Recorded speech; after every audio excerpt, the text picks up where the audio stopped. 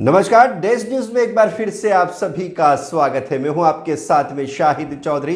आइए नजर डालते हैं आज की इन तमाम खबरों पर।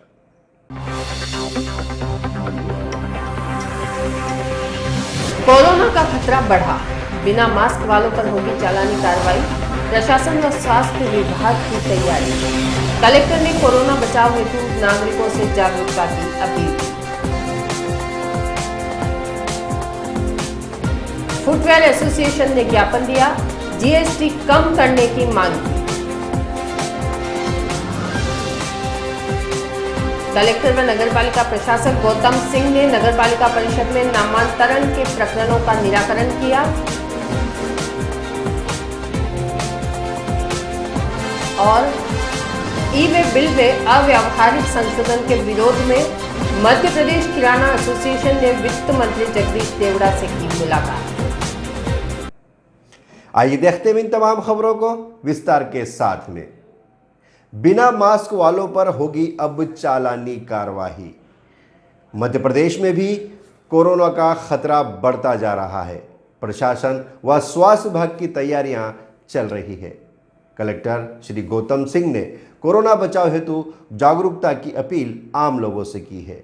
साथ ही कलेक्टर ने कहा है कि लगा सकते हैं धारा 144। पूरे विश्व में फिर से कोरोना का संकट गहरा गया है। कोरोना के नए वेरिएंट ओमिक्रॉन ने अन्य देशों के साथ भारत में भी पैर पसारने शुरू कर दिए हैं। मंदसौर नगर में अब तक कोरोना के कोई प्रकरण नहीं थे, किंतु अब मंदसौर जिले में भी कोरोना की आहट हो गई है। महामारी की भयावहता की आशंका को देखते हुए कलेक्टर श्री गौतम सिंह द्वारा धारा 144 लगाई जा रही है। प्रशासन व स्वास्थ्य विभाग ने कोरोना ग्राफ के तेजी से बढ़ने की आशंका को देखते हुए तैयारियां कर ली है। अब बिना मास्क के घर से निकलने वालों की खैर नहीं। आज से ही बिना मास्क लगाए घूमने वालों पर कार्यवाही प्रारंभ कर दी गई है। बिना मास्क वालों को रोककर 100 रुपए का जुर्माना उन पर लगाया गया। आगे निरंतर ये कार्यवाही जारी रहेगी। कलेक्टर श्री गौतम सिंह ने कहा, जनता को अब मास्क लगाना, सोशल डिस्टेंसिंग का पालन करना व बार बार हाथ धोना, इन बातों को पुनः अपनी आदतों में शामिल करना होगा।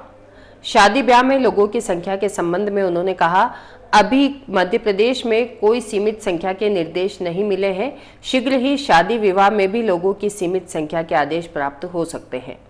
कलेक्टर ने अपील की कि कोविड बिहेवियर का पालन करें व अपनी व अपनों की सुरक्षा करें।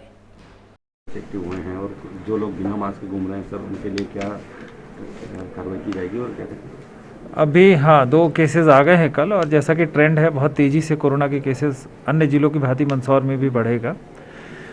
तो अभी तक तो लोगों में जागरूकता अवेयरनेस के हिसाब से हम लोग चाह रहे थे कि लोग खुद सतर्क हो जाएं और सुधर जाएं, लेकिन आज शाम तक मैं धारा 144 शहर में लगा रहा हूं, जिसमें अन्य प्रतिबंधों के अलावा बगैर मास्क के सार्वजनिक स्थलों पे जो लोग घूमते पाए जाएंगे उन पे 100 रुपये का जुर्माना करने के निर्देश प्रसारित हो रहे हैं। इसके अलावा भी नहीं मानेंगे, दूसरी बार आएंगे तो उनके खिलाफ 188 आईपीसी के तहत कार्रवाई की जाएगी।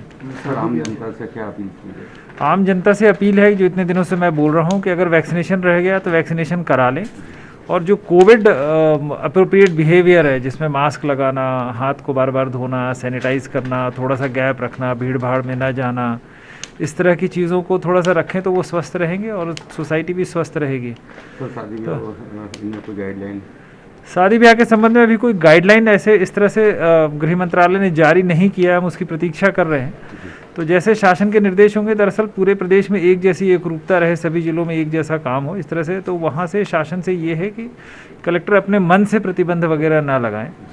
और जी होटल और स्विमिंग पूल और ये इसके संबंध में जैसे ही हमको गाइडलाइन मिलेगी उसका हम अनुपालन करेंगे। अभी प्रतिबंध लगाने के निर्देश नहीं है। शादी ब्याह के संबंध में संख्या सीमित करने के भी निर्देश नहीं है, लेकिन निश्चित तौर पे जो है, चूँकि कोविड फैल रहा है, तो हम 144 लगा रहे हैं आज, और इसके बाद फाइन वगैरह करने की सार्वजनिक स्थलों पे कार्रवाई शुरू हो जाएगी। विधायक श्री यशपाल सिंह सिसोदिया ने कोरोना के नए वेरिएंट के खतरे को देखते हुए 7 जनवरी को आने वाला उनका जन्मदिन नहीं मनाए जाने की बात कही। उन्होंने कहा केवल सोशल मीडिया से ही शुभकामनाएं स्वीकार करेंगे। श्री सिसोदिया ने भी आम जनता से कोरोना से बचाव हेतु जागरूक रहने की अपील की है। यह कवरेज हमारे संवाददाता रमेश चौहान ने किया है। टॉपिक पढ़ रहे हैं, उसको लेकर नई क्या गाइडलाइन है और क्या गाइड? देखिए, विश्व भर में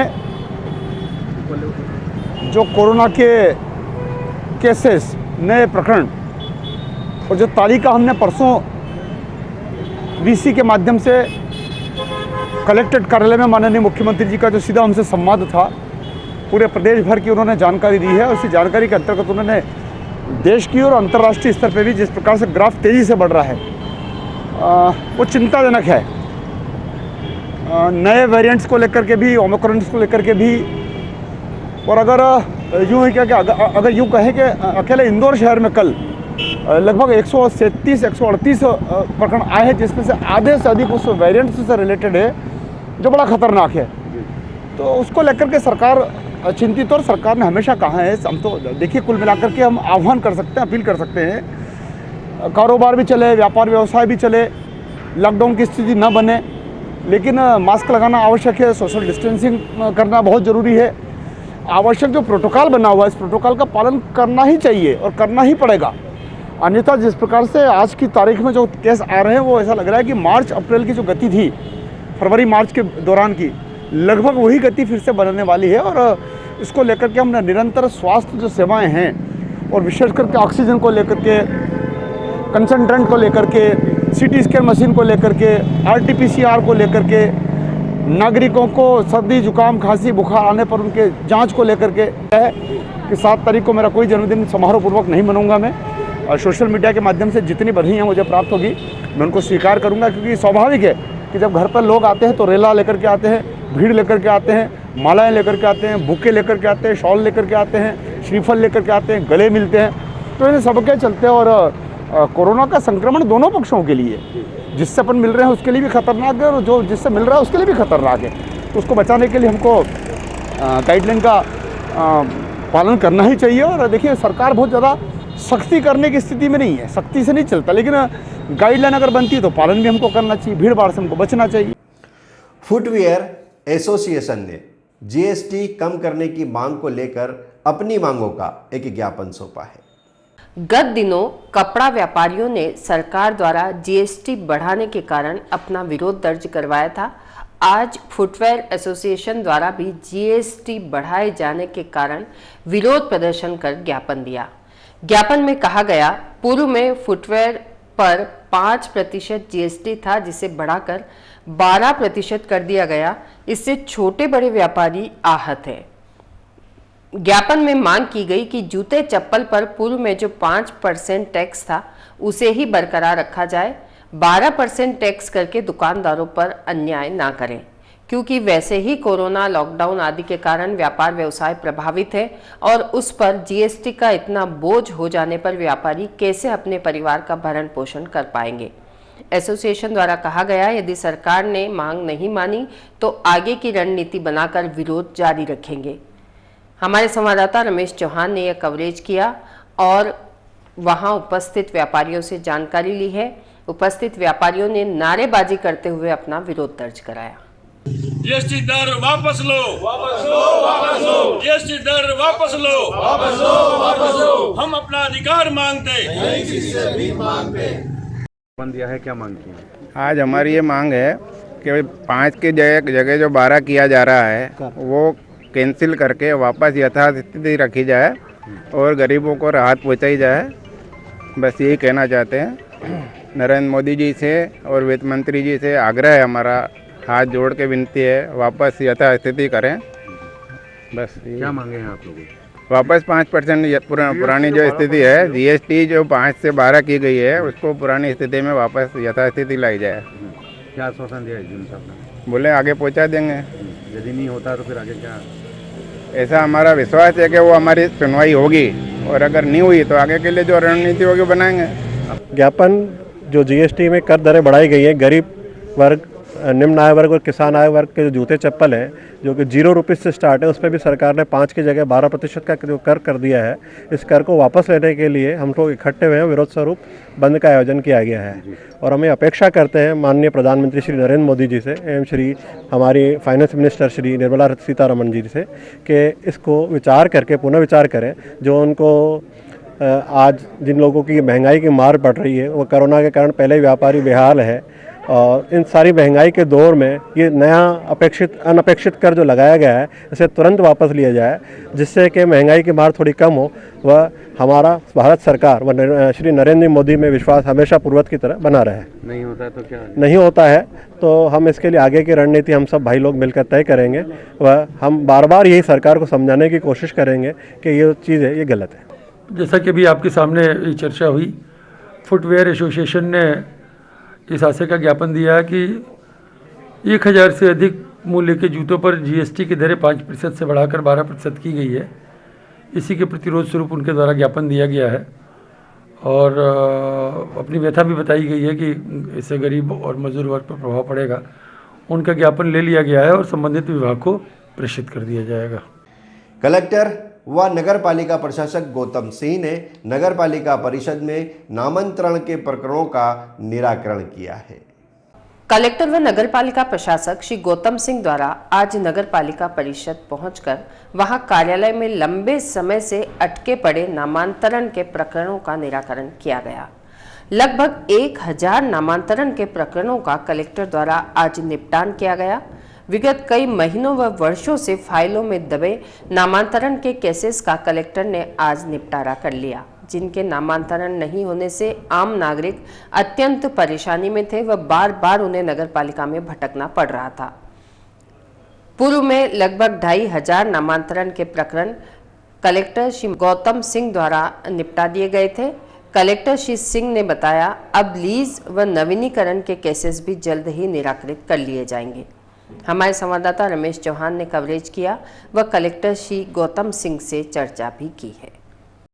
नगर पालिका में प्रशासक हूं तो मेरी ड्यूटी है यहाँ आना। आज लगभग जो है पेंडिंग 1000 नामांतरण के प्रकरणों का निराकरण हो गया है। इस तरह से जो है हमारे बाबूजी, आपका शुभ नाम क्या है? मंगेश जी ने जो है लगभग 2500 केसेस का पिछले 1 माह में निराकरण कर लिया है और इनका ये कहना है कि नामांतरण की पुरानी जो पेंडेंसी है अब वो समाप्त हो गई है, तो निश्चित तौर पे इनकी तारीफ़ करनी चाहिए। अब जो नए केसेस आएंगे या विवादित केसेस हैं वही पेंडिंग रहेंगे। तो बहुत समय से चूँकि नामांतरण हो नहीं रहा था इसलिए लोगों को तकलीफ थी, तो ये आज मुझे ऐसा लग रहा है कि नामांतरण वाला पार्ट हो गया है। सेकंड हाफ में फिर बैठूंगा तो जो लीज नवीनीकरण और बाकी जो दूसरी फाइलें हैं वो आज समाप्त हो जाएंगी, तो सभी चीज़ें स्ट्रीमलाइन रहेंगी, समय पे होता रहेगा। ई-वे बिल में अव्यवहारिक संशोधन के विरोध में मध्य प्रदेश किराना एसोसिएशन ने वित्त मंत्री जगदीश देवड़ा से भोपाल जाकर एक मुलाकात की है। मध्य प्रदेश शासन द्वारा किराना वस्तुओं एवं ड्राई फ्रूट्स के 50,000 रुपए के एक जिले से दूसरे जिले में क्रय विक्रय कर परिवहन पर ई-वे बिल की दिनांक 2 दिसंबर 2021 से अनिवार्यता के प्रावधान को वापस लेने हेतु फेडरेशन ऑफ मध्य प्रदेश किराना व्यापारी एसोसिएशन का एक प्रतिनिधि मंडल मध्य प्रदेश के वित्त मंत्री श्री जगदीश देवड़ा से मिला व इस प्रावधान की जटिलताओं एवं व्यापारियों को होने वाली परेशानियों से उन्हें अवगत कराया। श्री देवड़ा ने व्यापारियों को सौहार्दपूर्ण और गंभीरता से सुना एवं संबंधित अधिकारियों एवं आवश्यकता हुई तो मुख्यमंत्री से विचार विमर्श कर इस प्रावधान से राहत देने हेतु आश्वस्त किया।